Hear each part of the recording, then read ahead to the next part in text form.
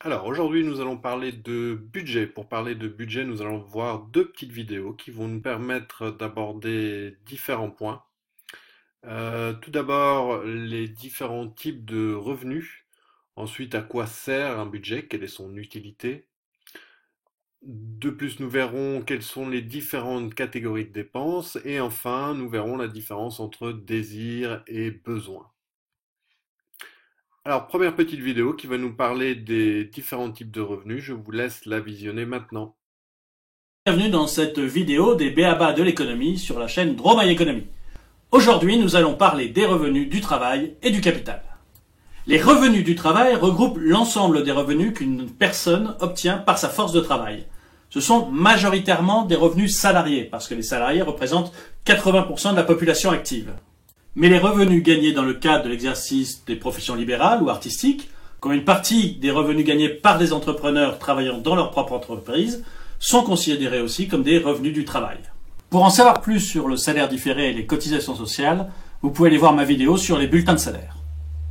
Les revenus du capital, eux, découlent de la mise en œuvre d'un capital. Ça peut être les intérêts d'un prêt, des loyers ou une rente foncière, des redevances en contrepartie de l'utilisation de brevets, de licences ou de marques commerciales, ou encore le profit distribué par les entreprises sous forme généralement de dividendes. À ces deux types de revenus s'ajoutent les revenus de transfert. Les revenus de transfert, ce sont des revenus qui ne correspondent pas à des services économiques effectivement rendus par les bénéficiaires. On peut citer par exemple le RMI ou les autres minima sociaux. Le principe est alors le prélèvement sur les revenus du travail et du capital pour effectuer un transfert et verser des prestations sociales aux ménages en fonction des droits qui leur sont reconnus par la collectivité. Merci à tous d'avoir suivi cette vidéo, n'hésitez pas à la partager, à lui mettre un gros pouce vers le haut, à me laisser vos commentaires, à me dire quel type de sujet vous voudriez que j'aborde, et à me suivre sur Twitter. Voilà, maintenant nous allons regarder la deuxième vidéo qui va nous parler plus largement du budget ainsi que de la différence entre désir et besoin. Je vous laisse la regarder maintenant.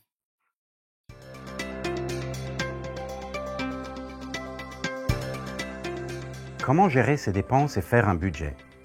Dresser un budget est la première étape d'une bonne gestion financière. Et ça peut se faire simplement, sans pleurs ni grincement de dents.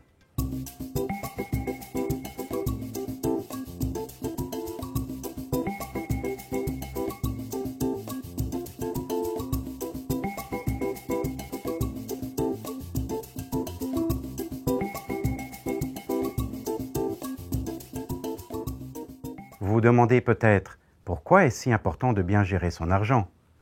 On commencera d'abord par répondre à cette question.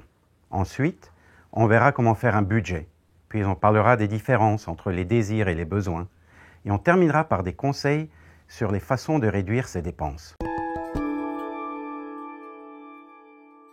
Le fait de savoir gérer votre argent vous protégera sur le plan financier et vous aidera à atteindre vos buts. La première étape d'une saine gestion financière est de se rendre compte que c'est vous qui détenez le contrôle de vos finances. En apprenant à bien gérer vos finances, vous pourrez épargner, planifier pour le futur, payer vos dettes, atteindre l'indépendance financière et devenir un consommateur avisé.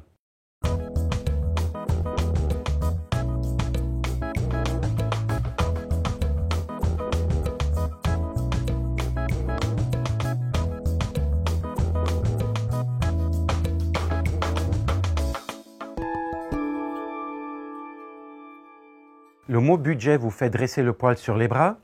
Évidemment, faire un budget demande un peu de travail, mais la récompense est le contrôle de vos finances et la tranquillité d'esprit. Un budget va vous permettre de voir combien d'argent vous gagnez et combien vous dépensez. Si vos dépenses dépassent le total de vos gains, attention, il y a un problème. Commençons donc par examiner vos sources de revenus et vos dépenses mensuelles. Première étape, additionnez tous vos revenus du mois. C'est la partie facile. Normalement, on n'a pas beaucoup de sources de revenus. Ça peut être un revenu d'emploi, une allocation, un revenu d'intérêt par exemple. Deuxième étape, additionnez toutes vos dépenses mensuelles. Commencez par les dépenses fixes, celles qui reviennent chaque mois et qui sont plus ou moins toujours du même montant. Dans les dépenses fixes, on peut compter le loyer, les assurances, le chauffage, le téléphone, le câble ou encore l'Internet. Ensuite, calculez vos dépenses variables. Ces dépenses peuvent fluctuer chaque mois, comme l'épicerie, les restaurants, le transport, l'achat de vêtements et les divertissements par exemple. Le dernier type de dépenses sont les dépenses irrégulières. Il s'agit de dépenses qui ne surviennent pas tous les mois. Par exemple, les frais de scolarité, les voyages, l'entretien de la voiture, les cadeaux et toute autre dépense imprévue. Un bon budget doit inclure ce type de dépenses. Vous pouvez budgéter un montant pour ces imprévus, disons $50 par mois. Vous pouvez aussi répartir sur plusieurs mois une dépense dont vous connaissez le montant, comme les frais de scolarité par exemple. Ainsi, vous aurez déjà amassé les fonds nécessaires lorsque viendra le temps de payer. Troisième étape, soustrayez toutes vos dépenses de votre revenu mensuel. Si vous avez un surplus, pensez à la meilleure façon de l'utiliser. Pourquoi ne pas vous créer un fonds pour des imprévus ou encore faire un versement supplémentaire pour rembourser un prêt plus rapidement?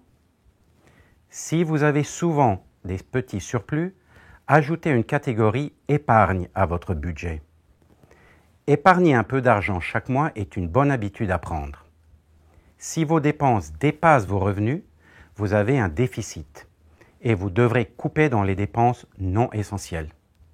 Pour ça, vous devez faire la différence entre vos désirs et vos besoins. Récapitulons les 3 étapes d'un budget. Première étape, additionnez vos revenus du mois. Deuxième étape, additionnez vos dépenses du mois. Troisième étape, soustrayez vos dépenses de votre revenu. Une fois votre budget équilibré, respectez-le. Suivre un budget peut vous paraître difficile au début, mais à la longue, ça deviendra naturel et facile. De temps en temps, réévaluez votre budget. Les choses changent, la vie change. Vous devez ajuster votre budget selon votre situation. Pour calculer ces dépenses, il faut tout d'abord les avoir compilées, mais beaucoup de gens ont de la difficulté à faire un bon suivi de leurs dépenses. La meilleure façon de procéder est de noter vos dépenses aussitôt que possible. Compilez tous vos achats et vos paiements. Conservez vos reçus de caisse pour vérifier vos états de compte à la fin du mois et pour garder les traces de vos déboursés en argent comptant.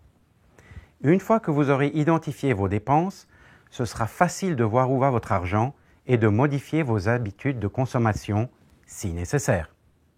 Même si vos revenus dépassent vos dépenses, cet exercice vous sera très utile.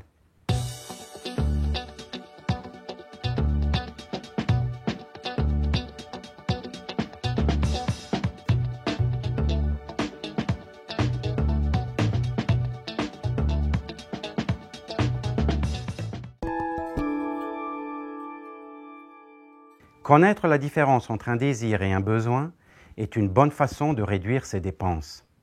Ça permet de couper dans ses désirs. Un désir est quelque chose d'agréable à avoir, alors qu'un besoin est quelque chose d'essentiel. Par exemple, magasiner n'est pas toujours un besoin. Vous pouvez désirer une nouvelle paire de bottes, mais vous n'en avez pas nécessairement besoin.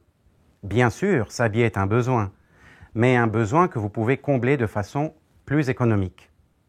Dans les besoins, on peut retrouver la nourriture, le logement, les vêtements, l'électricité, le transport et l'éducation. Et dans les désirs, on retrouve les gadgets électroniques, les sorties au restaurant, les jeux vidéo, les voyages, les événements sportifs et les concerts. Alors, quels sont vos désirs? Le fait de les identifier et de réduire vos dépenses reliées à vos désirs vous procurera une immense satisfaction et vous aidera à équilibrer votre budget.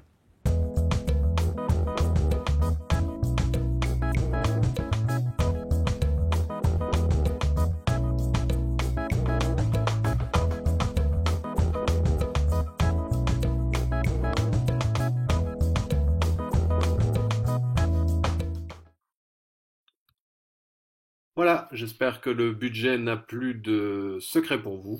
Je vous attends en classe avec vos fiches Virec.